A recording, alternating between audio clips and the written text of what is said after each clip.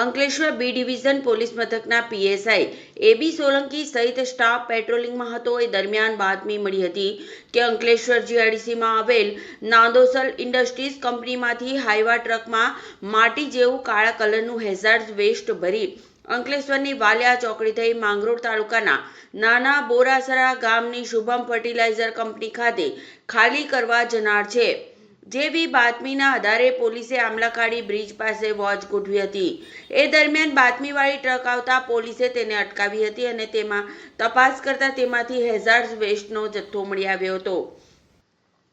પોલીસે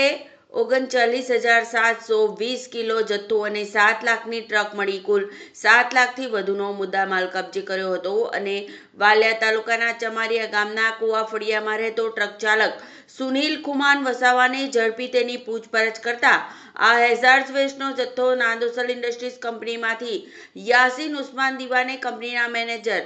સોહેલ નાદોલિયાએ કંપનીમાંથી ભરાવી આપી બોરાસરા ગામની શુભમ ફર્ટિલાઇઝર કંપની ખાતે ખાલી કરવાનું જણાવ્યું હતું। પોલીસે ટ્રકના માલિક ભરત ભરવાડ, યાસીન ઉસ્માન, કંપનીના મેનેજર સોહેલ નાદોલિયા તેમજ કંપનીના માલિક ઇશાક સુલેમાન નાદોલિયા તેમજ શુભમ ફર્ટિલાઇઝર કંપનીના વહીવટકર્તાઓ સામે ગુનો નોંધી તપાસ હાથ ધરી છે।